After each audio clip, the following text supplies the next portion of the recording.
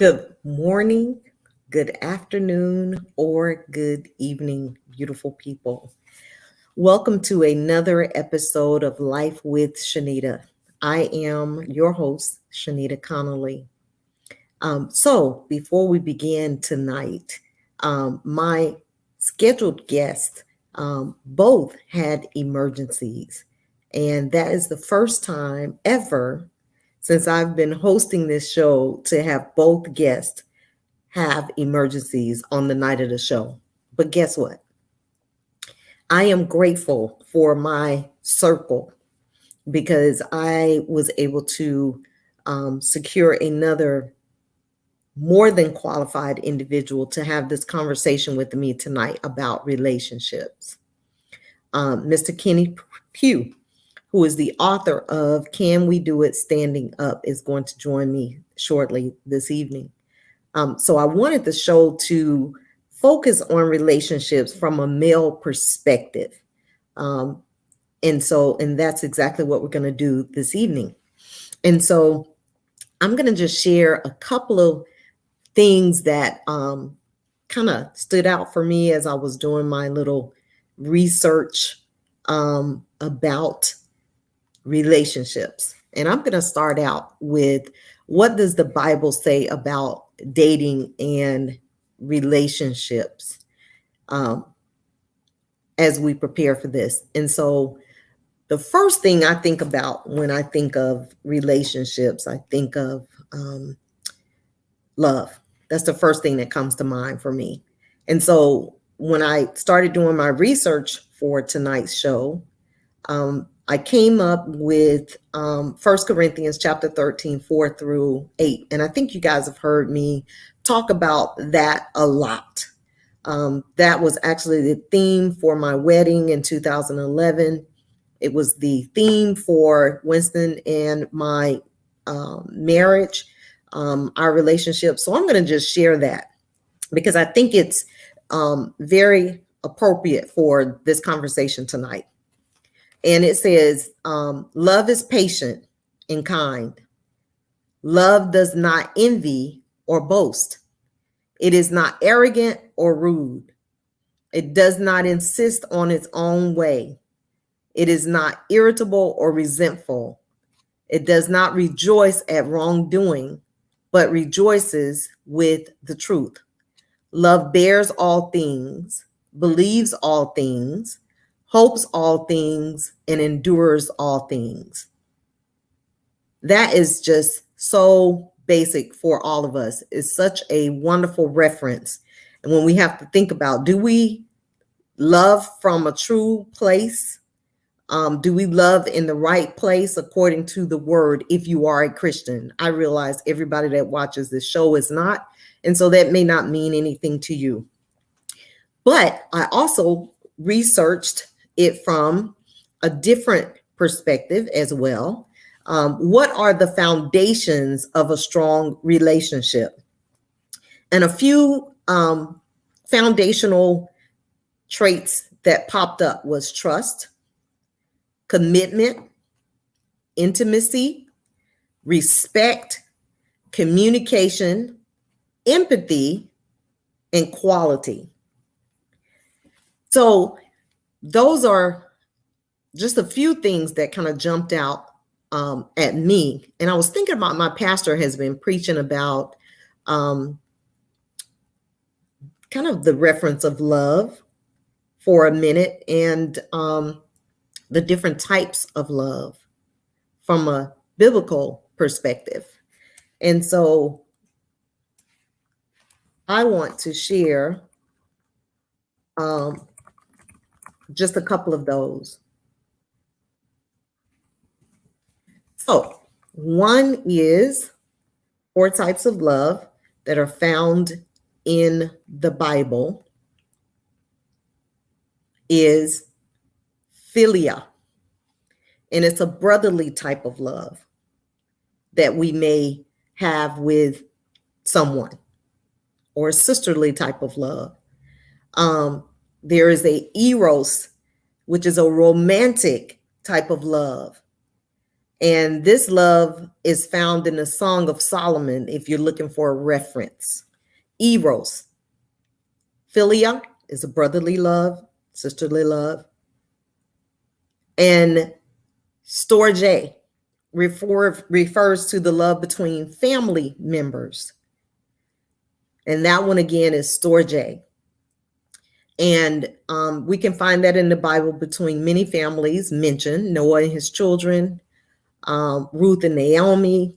I just read about Ruth last night in Bible study. And then there's agape love.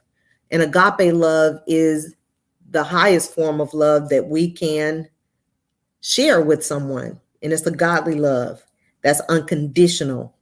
And so I wanted to just reference that, because when we think of relationships, sometimes people do love inside relationships and sometimes they don't. They love for other reasons.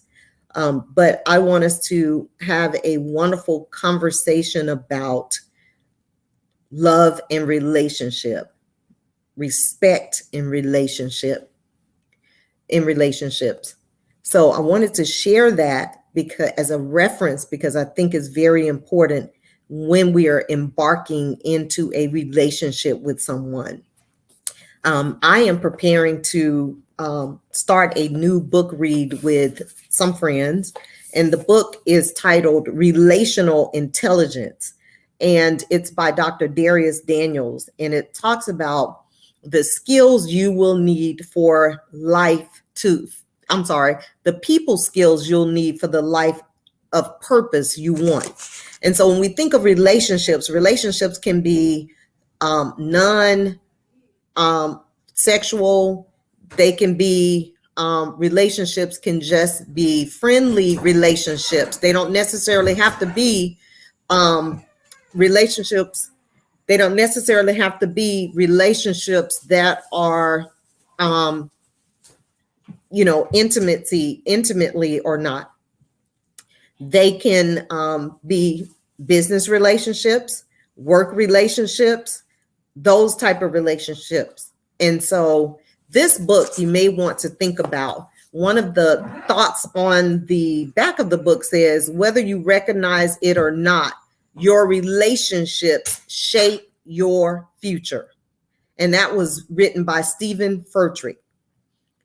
Relational intelligence, and this is referencing the book, Relational Intelligence is more than another good read. It is a revolution in book form.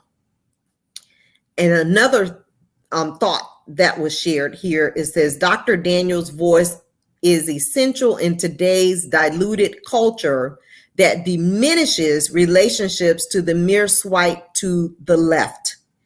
This book is a course correction for those of us unwilling to apply its truth. That was just a little bit of feedback from that book from some people. So I want us to be equipped to establish healthy relationships, to maintain them and enjoy them. So we can secure a relationship, but can we maintain it? Are we committed to it? And so we're going to talk about how to obtain a healthy relationship, whether it is someone of interest or it is a working relationship that you have, a family relationship. Many times I know in my family, and I'm sure in your families, there are different dynamics that make you wonder if you love your family members or if they love you. And so I think that highest form of love that the Bible reference, agape love, is the place that we should operate from as we are embarking in any type of relationship, whether it's family or non-family members. So while we're waiting for Mr. Pugh to join us, I do want to remind us to think about getting your affairs in order, your personal affairs. I know we're still dealing with COVID-19 and the new variant, and so I want us all to be safe, but I also want us to think about our personal affairs as we prepare for the coming months, and that we are doing an assessment for those that we leave behind. So I'm always going to preference that because it is that important to mention, because those we leave behind will feel the consequences of us not handling those affairs. So without further delay, I am going to invite my special guest, who I absolutely adore him and his wife, to the platform with me. And I'm so grateful to have people that I can call on when I'm in dire straits or when I need someone, that they're there. So we're going to have a wonderful conversation with a more than qualified individual for tonight's discussion on relationships. So join me as I welcome Mr. Kenny Pugh. Good evening. Good evening. How are you? Good. How are you, Kenny? I'm doing well. I'm glad to be able to be present with you today. I am so grateful. I was like, oh, this has never happened. I was like, who in my circle is more than qualified for me to reach out to? And of course, you snapped in my head immediately. So I just want to say thank you, thank you, thank you, because I know how busy your life is. I also know how important this topic is. I know you've gone to bat to save, a lot of people on this journey of relationship. So I was just sharing with them the 4 types of love according to the Bible, philia, storge, agape, and eros. Mm-hmm. And I was also sharing with them about relational intelligence that Dr. Darius Daniels wrote a book, the people skills that you need for the life of purpose you want. And so I'm getting ready to do a book read with a group of people with that particular book. But it's important, relationships across the board, whether it's someone that you're interested in, a family relationship, a business relationship, etc. It's very important to have some great skills and qualities to not only obtain those relationships, but to maintain them. And so this tonight is one example of a relationship that I have with someone that I could call on at the last minute. And if he was available, he could show up and be a guest. So I just want to make sure people understand the value of relationships. But we're going to talk about more so male-female relationships, but I still wanted to tie that in. Okay. Yeah, we can definitely do that. And I want you to just introduce yourself to the audience. Yeah, quick introduction. Kenny Pugh, as was previously stated.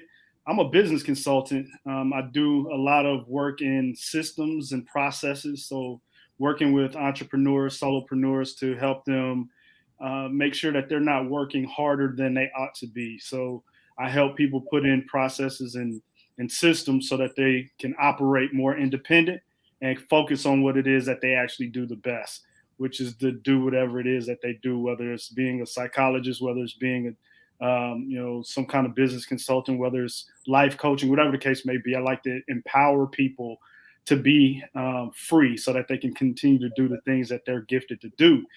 That being said, as you mentioned before, man, I've been out in these relationship streets for a number of years, right? And so the front end of my experience focused primarily on the single in the single realm, which means, that whole season of preparation, working on yourself, dealing with your finances, getting your house in order. You see how I did that? Getting your house in order. And then working on just being a successful and healthy individual before you start even considering and thinking about and consuming yourself with relationships. So I had a kind of a run of success in that particular area. And I actually was talking to my wife the other day, and it's one of those things where, I actually owe my audience, an update of some sort. I have another book that's in process, but there are some things that are missing, and for some odd reason, I haven't been led to release it yet. But it's been some years, and I think people want to know, okay, what happens when you are intentional about living the right way and all that fun stuff. So I'm sure we'll dive into more details, but this is an area where people are very interested in experiencing success. But unfortunately, I don't think we have enough models of success, and I don't think we have people that are willing to do the work in order to be successful. So I'm sure we'll dive into some of those points throughout our conversation this evening. But once again, thank you for having me. Glad I was able to shake free and join you. Yes, yes. And Kenny, when I think about when I first met you, and like you say, you've been in the relationship streets for many, many years. You were single, as you said. I think it was a singles ministry that you had. Yeah, I was over the singles ministry at Elizabeth Baptist Church, and then I started this thing called the Metro Atlanta Christian Singles, along with two other individuals that were kind of bonded singles ministries across the city of Atlanta and throughout the state of Georgia. And we actually had events where people traveled from other states to be a part of what we were doing. And to this day, I'll be honest, I haven't seen anything quite like what was being produced in the early 2000s, late 2005, 6, 7, 8, 9. I just haven't seen it. And it's unfortunate because I think it helped to bring awareness and enlightenment to a very important area. And so somebody needs to take that mantle and keep it rolling, baby. Yes. There is a minister in Florida who actually started a group called Pursue, and they are doing some things similar. When you get a chance, check them out. Okay. All right. We'll do. But yes, you guys did some amazing work, had some amazing connections with people who are probably still here today, still together today. Yep. Over the course of that journey. Yeah, we had people get married. We have people get married, have kids. We have people that have gone through the entire kind of myriad of experiences of being in a relationship. Learning the school of hard knocks and that sort of thing. But that's what this is all about, right? Experiences, preparing yourself for the journey, and then also being willing to be real with yourself when it's time to go in a different direction. Yes. And, one of the things that stood out to me as I was looking at, what helps to form a strong relationship is commitment. And so when I think of commitment, I think of endurance. Yeah. And a lot of times people aren't, as you say, willing to do the work to stay inside that relationship. And so you wonder, did you commit temporarily or based on conditions, or were you in it to win it regardless? You know what I mean? Yeah. Or is it like a basketball player? I'm on this team as long as we're winning, and when we start losing, I'm gonna switch. Yeah. I mean, I think you made a very powerful statement there. I mean, when you start talking about commitment, I think one of the elements of commitment that's lost is thinking outside of yourself. And a lot of people say that they're committed, but they're not really thinking outside of themselves, right? So if something does go wrong, how am I going to respond to it? If it doesn't go how I think it should go, how am I going to respond to that? But commitment is being engaged and I don't want to use the same word, but being engaged in the journey, right? The journey. Absolutely. Despite whatever obstacles come your way. And they're going to come. And I'll just share this briefly. When Winston and I got married, October 28th, 2011, 6 months later, he went into heart and kidney failure. Yeah. So we didn't expect that to take place 6 months after being married. But as his wife, I was in it with 2 feet, hands, head, everything to help him through that journey. And I remember, and I'm just very candid because I think it's very important when we think about commitment, relationships and stuff that we have to be candid. Yep. And so once he had that medical scare, his ability to perform sexually was diminished because of the medication, right? Mm-hmm. And he was more concerned about not being able to please me sexually than he was concerned about healing. And I had to be able to calm him down and reassure him that that was not the priority at the moment. The priority at the moment was him healing and getting better. Yeah. That was not a priority, but I had to assure him of that because he was really concerned about that. And so I was committed to him and to the process of him getting better. I wasn't going anywhere because of that incident Right. on the journey, right? And I that think was one of the misconceptions is that when you find Mr. or Mrs. Right and you commit or connect, and decide to go on a journey together, that road is going to be smooth, and that couldn't be further from the truth.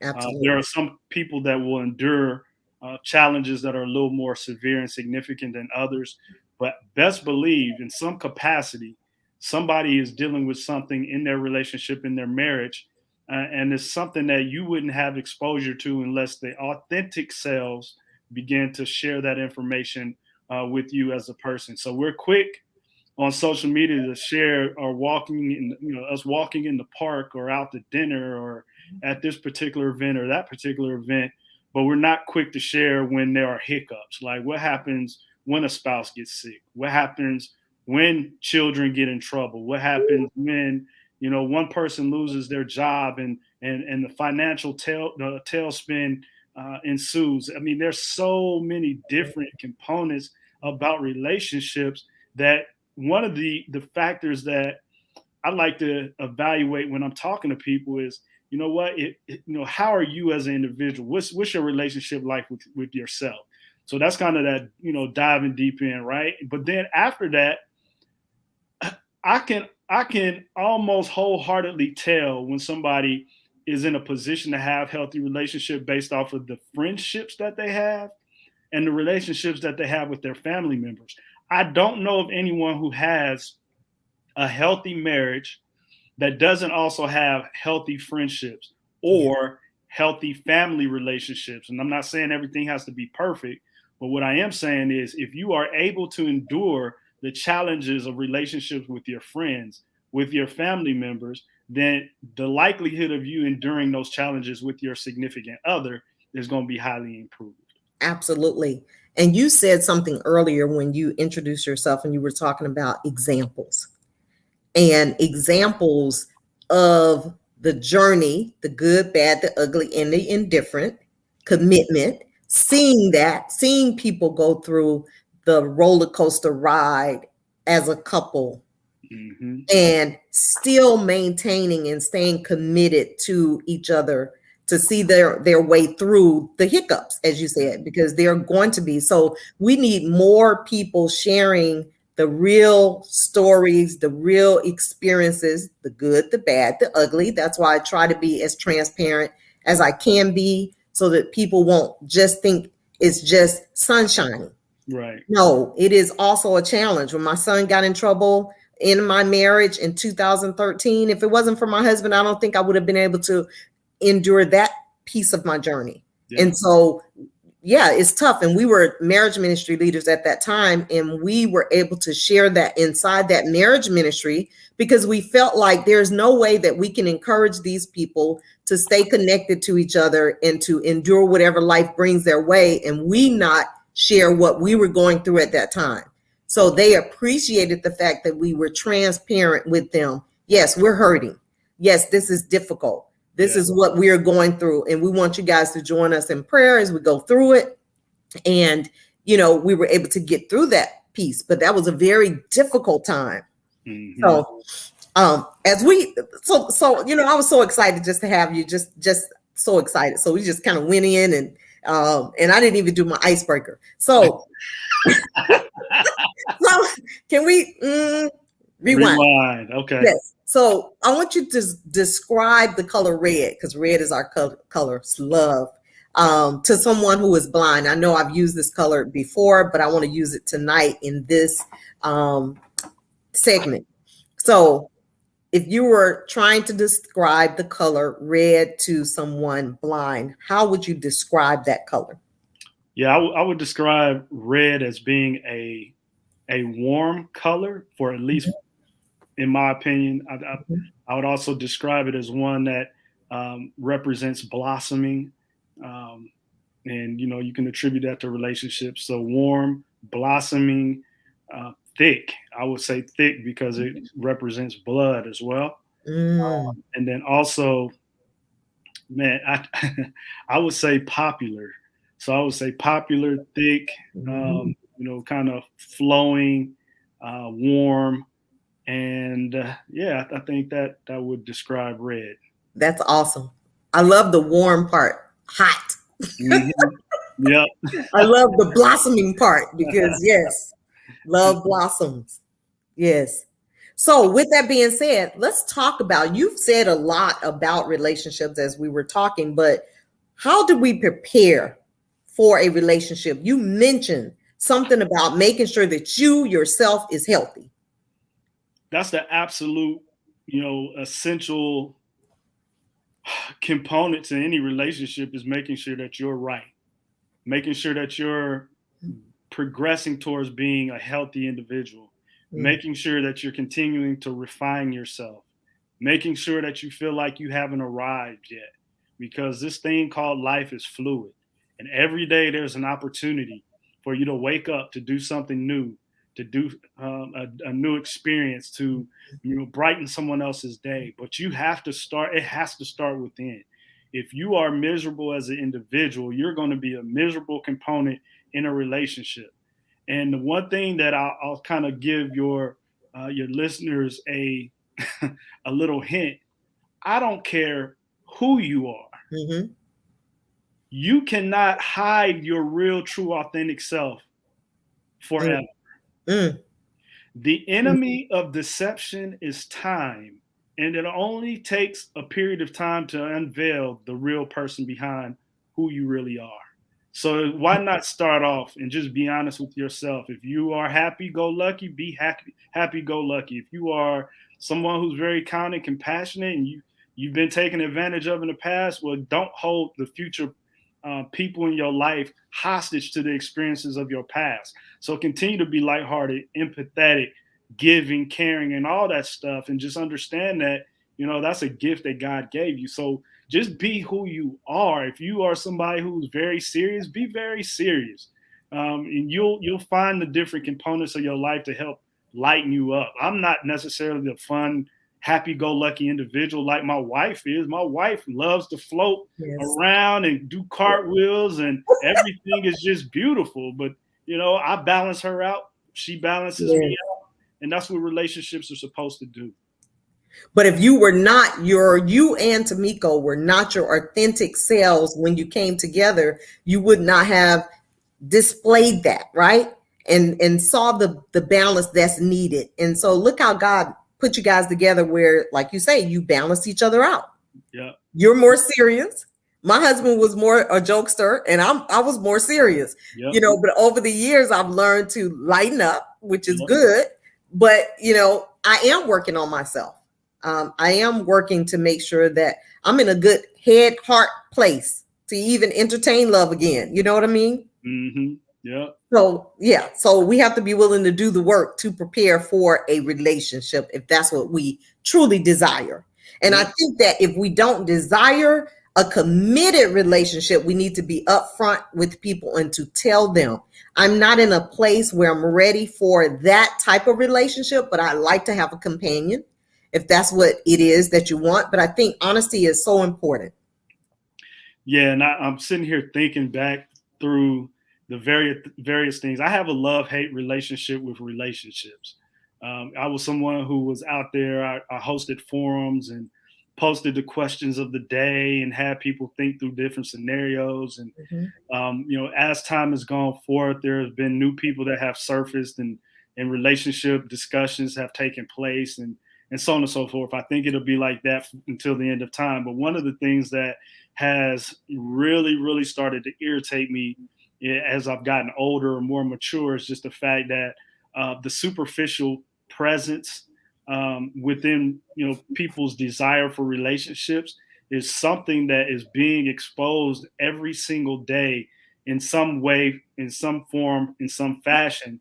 And that is going to wreak havoc in the lives of people's relationships unless we are willing and ready to have real honest conversations. Like, you know what, you'll see the posts out there. What happens if he doesn't pull the chair out for you when you go out to dinner? What Mm, happens if he doesn't open the door? What happens if she doesn't know how to cook? mm, Well, let me help you. I mean, at the end of the day, none of that stuff truly really matters. You know that's what I mean? Like, You want somebody who respects you, who loves you, who encourages you. I don't care if they didn't open the door for you. Maybe they didn't learn that. That's something that can be learned along the way. That can't be a deal breaker, especially if that person treats you right. So we got to have the real honest discussions about, okay, what truly matters. It doesn't matter if they, if they know how to order in French, or if they know how to, pronounce the wines when you go out. It really doesn't matter in relationships. Is what really matters is if you are committed to me, if you are loyal to me, if you respect me, and I do the same towards you, and we are in this thing journeying together and recognizing that every day is a different day, is a new experience, is a new part of our journey, and that you can never become complacent. We don't want to have that conversation because we feel like once we land Mr. or Mrs. Right, that's the end of the race, and that's not the end of the race. Right. That's a handoff to the next leg of that race. And I oftentimes, compare it to like running a 4x400 meter relay.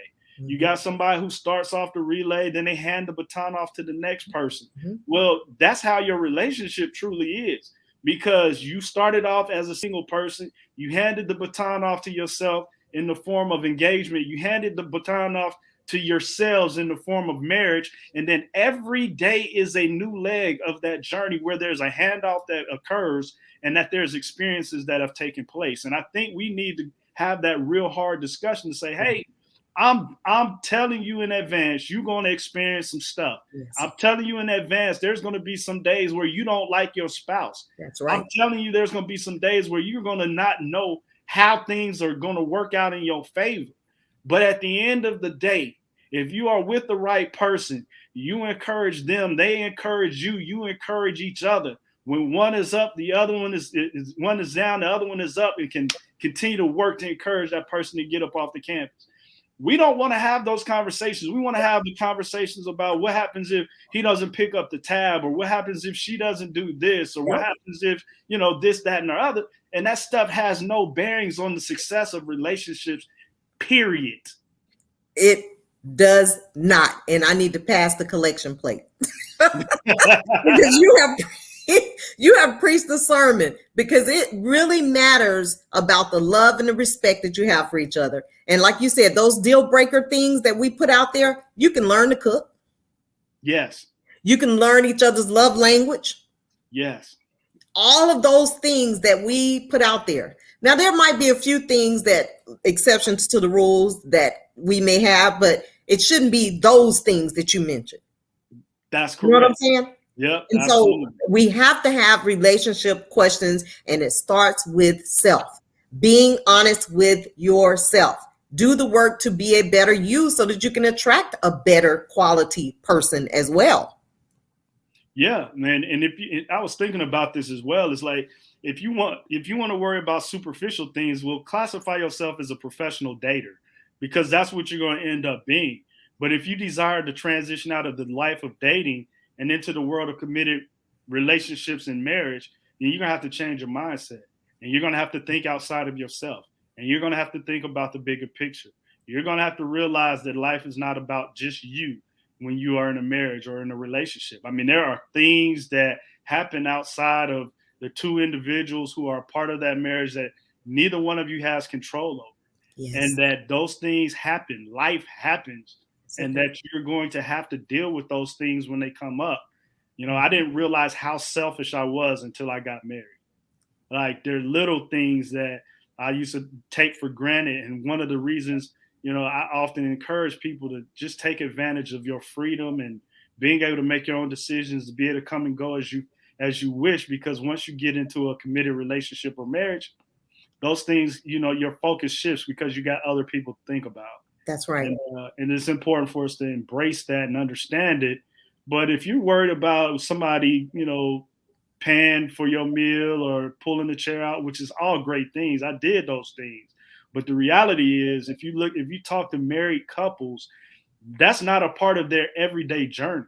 Mm-hmm. The part of their everyday journey is waking up healthy, waking up with the ability to communicate, waking up with the renewed interest in building the love and the loyalty and respect within your relationship, waking up understanding that if you don't have enough enough coins to rub together to pay Peter, or you got to rob Peter to pay Paul. If you wake up in that situation that you are committed to continue to take your steps forward until that situation changes. That's And I it. don't think we have people that are willing to deal with that. Like everything is cool until somebody loses their job. Now I can't live the lifestyle that Right. I wanted to live, and now I got Right. a problem with my spouse, and now we're arguing every day and all that type of stuff. And that stuff, that's real life. That That's is real real. life. So what happens when that happens? Mhm. What happens when a family member gets sick? What happens when a parent gets sick? What Mhm. happens if something happens to a child? My What son happens if incarcerated. yeah, exactly right. So it's like, okay, you can't forecast those things, but the reality is, if somebody has, and this is what I loved about Tamika, and I know I'm kind of rambling, is the Hmm. fact that she's been through some stuff. She has. And when you have been through some things, you have a different perspective on life. That's And it. so that perspective was very attractive to me because it wasn't someone that was just a superficial being. She'd been through some real stuff. Yes, she She's has. battle tested, and that was attractive to me. And so if you want somebody in your life, I encourage you to use their life experiences as a litmus test of whether you want them to be a part of your life. I That's mean, it. I mean, there are different folks for different with different strokes for different folks, but understanding that you got to find the one that fits your perspective and what you desire. Exactly. Exactly. That is so key. Um, and another thing I want us to think about as we're talking about this relationship thing, as we're single and we're thinking about marriage, what are 5 important things that we should have inside that committed relationship? So we see somebody we are attracted to. I shared some things in the beginning, but what are 5 important things to you that you think people And should include or be paramount inside their relationship? I know this is going to seem kind of odd, Hmm. but I think the first thing is the ability to recognize love. And I need to document these things because I know we kind of we went through this whole process of Hmm. connecting. I wasn't necessarily thinking in the realm of relationships, Hmm. but being able to recognize love is the first thing, right? Because if you don't recognize and you don't understand what love is, you won't recognize it if it punched you in your face. Mm, So that's that's good. one component, right? Respect is a second component Mm, because you have to respect yourself first in order to understand what it's like so that you can respect others. So being able to recognize love, being able to understand and exhibit respect, understanding what true loyalty is all about is a mm, third piece of it, right? So loyalty is one of those things that it has some flexibility to it because I know some people that are in committed relationships and they are loyal, but they're loyal to a fault. Like once the ship starts to sink and some revelation starts to occur, loyalty needs to have some boundaries put around it so mhm, that you know when to set yourself set yourself free mhm. from dealing with some foolishness. So recognizing love, being able to exhibit respect, understand what loyalty is. I would also say a healthy grasp of communication. A healthy grasp of communication. If you don't know how to communicate with yourself, if you don't know how to communicate with your friends, which means you always stirring up some mess, that Woo! stuff is going to follow you into your marriage, and it's not going to be a pleasant experience for either party involved. So Mm, you have to understand how to communicate because that's the lifeline of relationships. And if you don't get that one right, that one is actually number one. Just having a healthy grasp and learning how to communicate. If you don't have that, then everything else about a relationship is going to fall apart. yes. Woo! So it's important for us to recognize that. So I think I've given for love, respect, loyalty, communication. Um, let's go with trust. Let's Ooh, go round out the 5 with trust. yes. So realizing what trust is, Mhm, realizing will you do the right thing when the other person is not around? mm, Trust. Will you deny oneself in the midst of a situation where you're not necessarily happy with your significant other. Trust. Are you willing to bite the bullet, and really sacrifice to yourself in order to maintain trust in times where that person doesn't seem trustworthy? Hmm. That's good. I really, really like that. I was just thinking about, as you were talking, this curriculum that I am certified in called How to Avoid Falling in Love with a Jerk. Yeah. You know that, Yep. right? Yep. Yep. I'm and, familiar. and, and so, I think about that book, and the content of that book, which is Mm-hmm. so important. It kind of helps you learn how to date successfully Yep. without, without choosing the physical part of the relationship before you get to know that you can trust and rely, get to know a person, get to trust them, see if you can rely on them. And Yep. then a commitment before there's this touch that happens. And so the relationship attachment model, which they call the RAM.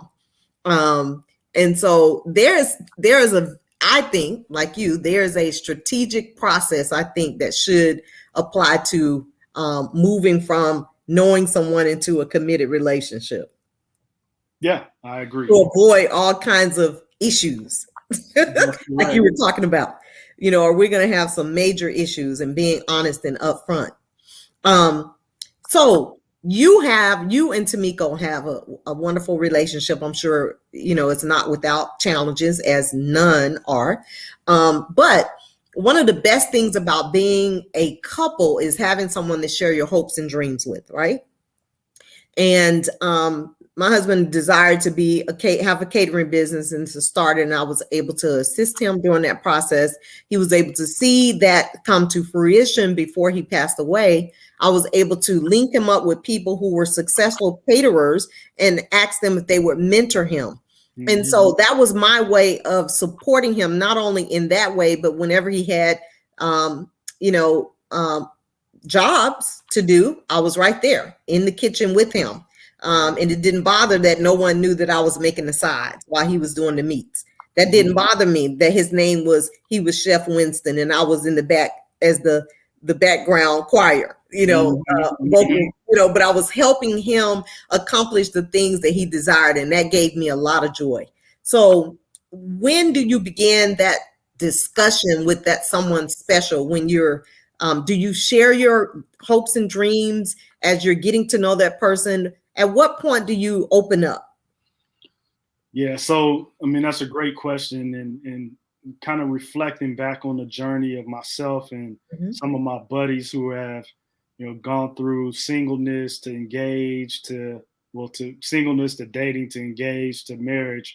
I think one of the things that we have to realize is that you have to have really intentional dating plans when you are committed to trying to find that person to go to the next level with, right? So you have dates where you just go out and have fun, and those are nice and dandy and great way to break the ice to get things interested and that sort of thing. But at the end of the day, you have to, within a short period of time, to determine, does this person have the characteristics that I seek in someone that I want to have a lifelong committed relationship with. And if they don't, I mean, it's better to find that out early than later. So I'm thinking within, after the first two fun outings, you go to the movies, you go to dinner, or whatever the case may be, that you start to have those kind of intentional conversations. And Mhm. so I actually have I have kind of an exercise PDF document that I used to really document, here are the questions that need to be addressed in some form or fashion throughout my time dating and then courting Tamiko. And Mhm. so I needed to find answers to these questions. And so, however, I found a way to weave those in the conversation, then, so be it. But at the end of the day, we need to talk about lifelong thoughts, desires, and dreams. What do you want to do? Because you can have somebody that's, in a profession now and you fall in love and you think that, you know, that's the profession that they've been called to, unless you've asked them that might not necessarily be the case. And so you marry an attorney, and then find out after you've, you know, gone out, been wined and dined, that they really hate being an attorney, and that they are, you know, actually contemplating, you know, resigning from their role as an attorney and going to be an elementary school teacher or middle school teacher or a high school teacher, whatever the case may be, where the income disparity is going to be pretty significant. Yes, indeed. So if your person, if you don't know that, and you get used to a certain lifestyle, and that's the thing that attracted you, when that person reaches that boiling point where they're like, you know what, I'm done. I can't do another case. I can't, in the form of a doctor, I can't do another operation, whatever that thing is. Mm-hmm. And they decide that they actually want to pursue the thing that's in their heart. You need to find out what that thing is that's in their heart, even if they are already, you know, temporarily engaged doing something else, so that you can really process, do I want this person if they decide to become a missionary? Do I want this person if they decide to, you know, quit their job and start a catering business? Am I going to be around for that? And to have those tough conversations, because once again, I mean, we're talking about real life stuff. Real life stuff, and that stuff comes up every single day in some form or fashion.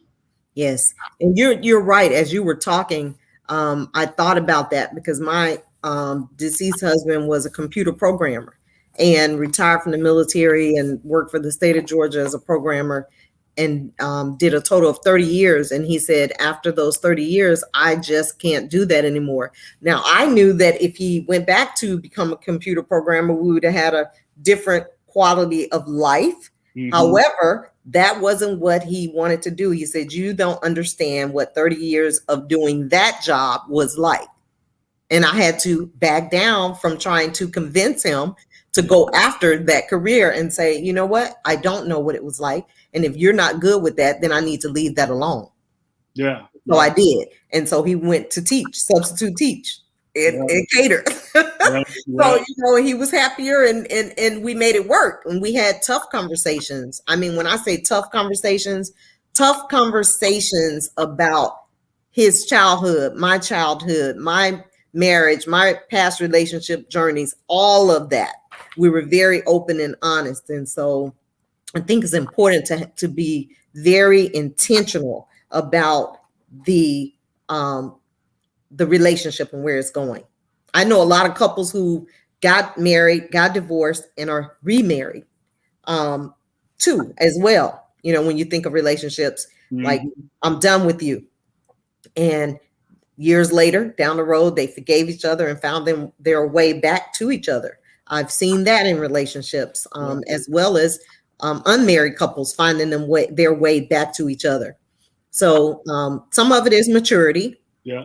You know, because sometimes we're just not mature enough to handle a relationship, and we're not honest enough to say, I am not willing to put in the work inside this relationship. I just want to play and have fun.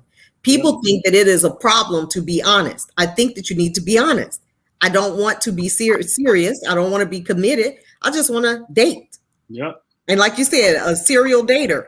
And if that's your thing, then just make sure it's known, because you can't be a serial dater and connect with somebody who's actually aspiring to have a committed relationship. That part right there. Can you say that again? Yeah, you can't date a serial dater when you have someone who's actually interested in a serious committed relationship. And so that honesty is key. Mm-hmm. So let them know. The problem is the deceit. And I think, once again, we are living in a time in a society that's filled with deceit. Yes. You know, kind of keeping cards close to their vest or their chest, or whatever.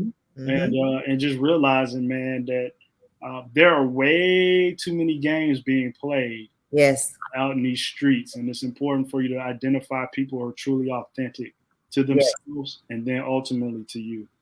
And I think it's, you know, something else that's important about relationships is people have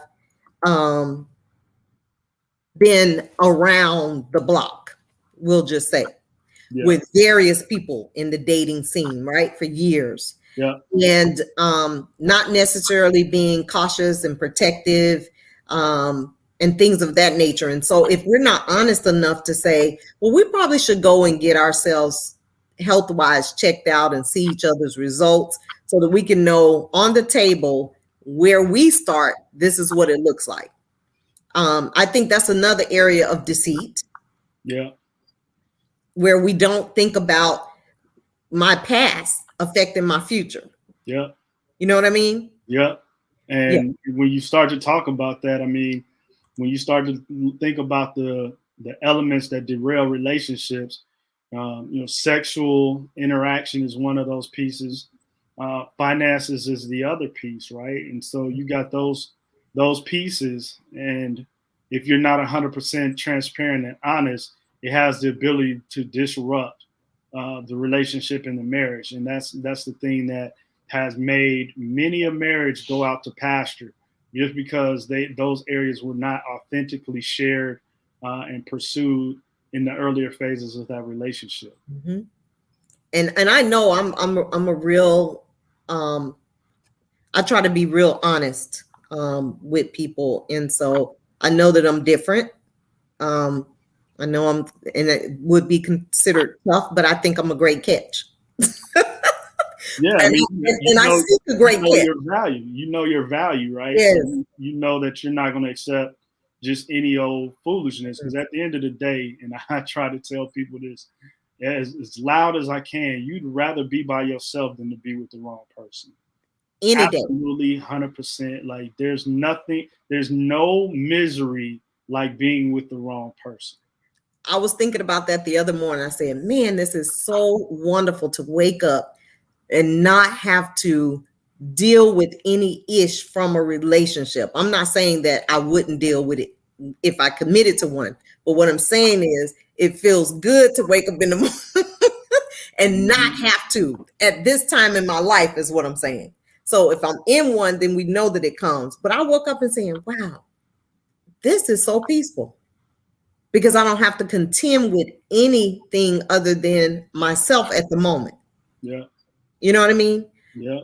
I've done my share of attending to my partner in relationships. So I'm just saying this is a peaceful place where I am right now. I think one of the litmus tests of realizing that you were in a healthy place. I mean, I tell my wife, there are times when I miss being single. Mm-hmm. Mm-hmm. And I know that's a tough thing to say, mm-hmm. but it's not done in a malicious way. Right. It was done from the perspective of I enjoyed that time of my life so much that periodically I have thoughts of, you know what, I kind of missed that part of my existence, or I missed that chapter of my life. And that's a tough thing to say, but it's the reality. The reality is I had a great time. You were all over. Yeah, I mean, it was great. I was able to go out and pour into other people and do this and, kind of be flexible and travel and all of the fun stuff that I was able to do during that season.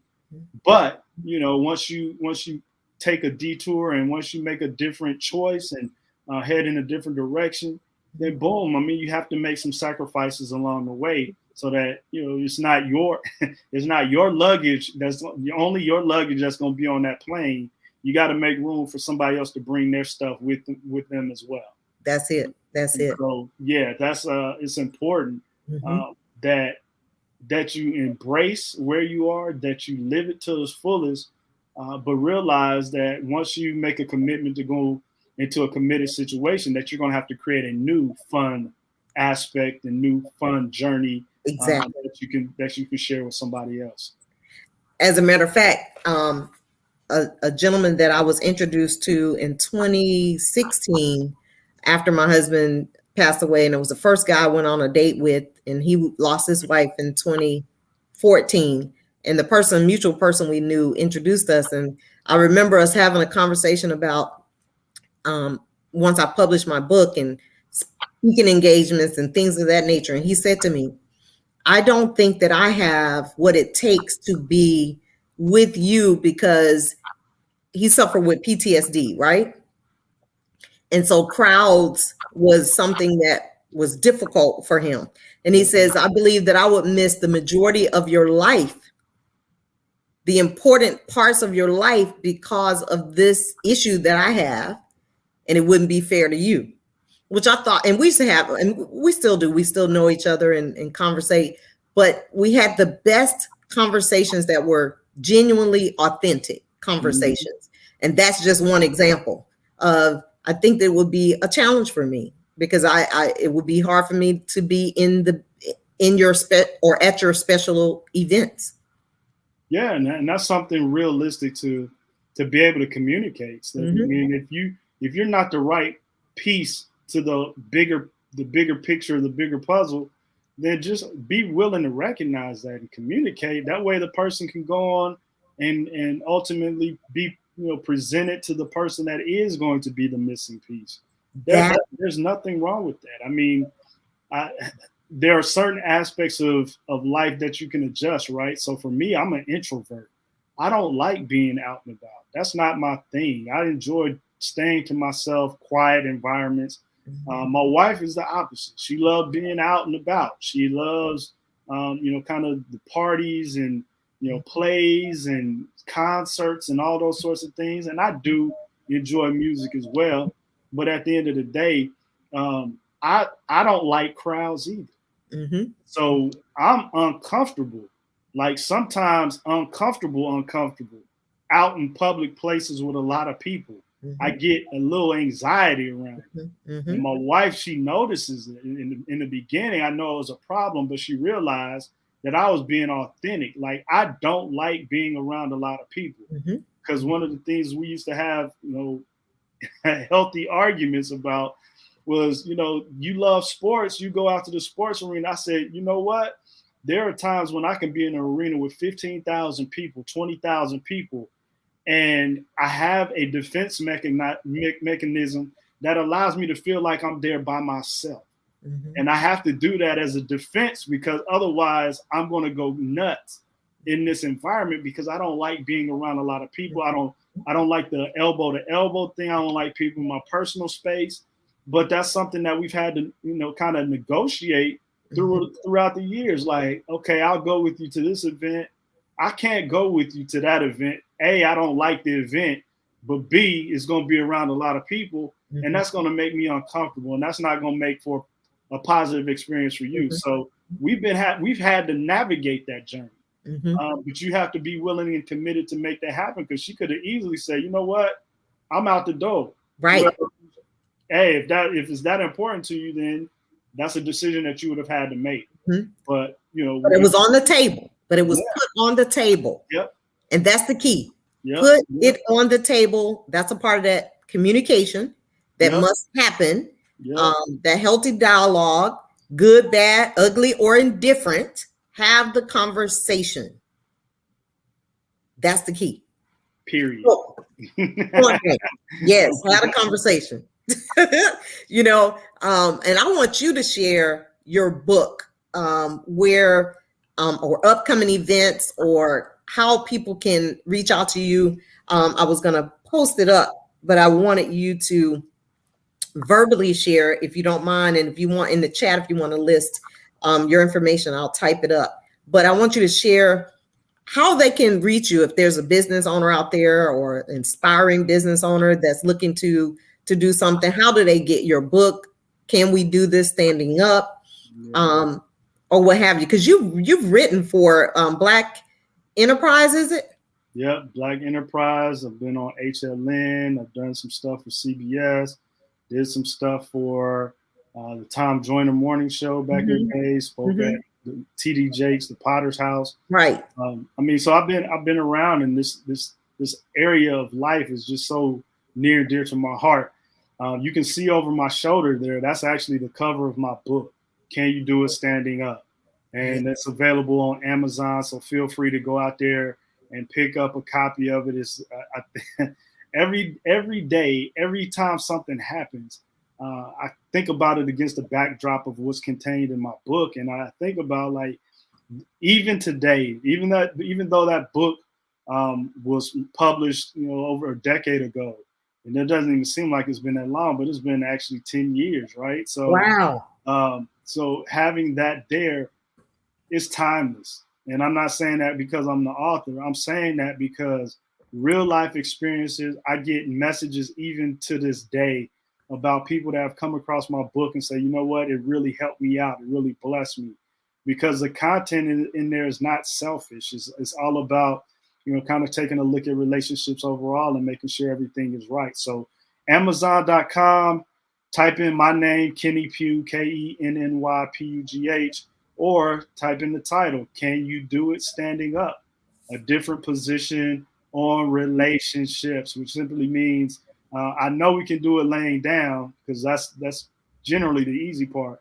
But can we do it standing up? Can we be committed standing up? Can we respect each other standing up? Can we be loyal to each other standing up? Can we recognize how communication plays a part of our relationship standing up? And can I trust you standing up, doing your things when you're not in my presence? Those are the bottom line. That is so on point for tonight's discussion. That's why I said when the emergency took place and I was notified, I was like, oh my God, Kenny Pugh, I know this is last minute, but I have to ask him because I know your book is in line with this subject matter tonight. And you have shared so many wonderful nuggets and things that I'm hoping people will grab on, if not tonight, tomorrow, next month, next year, 2 years from now, that they will think about relationships differently based on our conversation tonight. How to prepare for it. You said, make sure you're good. Make sure you're good. Right. And I mean, I'm definitely available to interact with the audience. If they want to visit me on social media, I'm on Instagram, I'm on Facebook, I'm on Twitter. Just search for Kenny Pugh. I'm out there. If you want to share thoughts and concepts and whatnot, I'm definitely open. If you're looking from a business perspective, go visit my website, kennypugh.com. I'm the virtual COO, Chief Operations Officer, who helps businesses work more efficiently. And that's who I am. I'm unapologetic about who I am at this point. The older I get, the more I recognize that you can't please everybody. And once you realize that, you have been set free. Free indeed. I'm free indeed. And I'm so grateful that I'm free.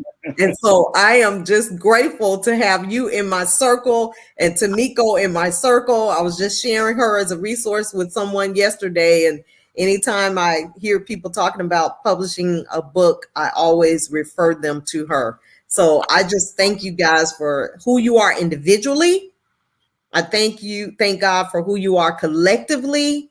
And so you're still changing lives on this journey as an individual person and as a couple. So thank you for sharing this conversation with me this evening. And before we depart, I'd like for you to share any parting words that you'd like to share with the audience at this time. I'll keep it simple. I mean, life is too short to live in a fake way. So be real with yourself, be real with those who you love, and be willing to cut those things that are unhealthy out of your life because it will definitely set you free. That's good. My theme for my birthday this year is staying true to me. Yep. Staying true to me. So I just want to thank you again so much for the sacrifice. I know you just got finished with a client and you jumped right on to have a conversation with me. So I definitely appreciate it. It was a welcome opportunity because I was actually getting ready to go out and get in my yard and fiddle around out there. So this was a welcome distraction from having to do that. I love it. So yes, tell Tamiko I said thank you and hello, and to you, the audience, thank you for joining us this evening. Please like and share this post with whomever. Please join us next week. We'll talk about COVID and the new variant that we're living through. Tonight's topic was on healthy conversations. Healthy relationships. And so Kenny has shared so many nuggets to help us get on track to have a healthy relationship if that is your desire. It doesn't matter if it's um, a intimate relationship with someone, if it's a family relationship, if it's a business relationship. A lot of the points that he shared or we talked about this evening, they complement that relationship across the board. So please remember, relationships are important. Be authentic, be yourself. Remember that I love you, but God loves you most and he loves you best. Please tune in each Thursday. And if Thursdays are not great for you, on Wednesday evenings at 7, Fam Radio is another opportunity for you to hear Life with Shenita at 7 p.m. We thank you for joining us again, and please have a wonderful day. Take care.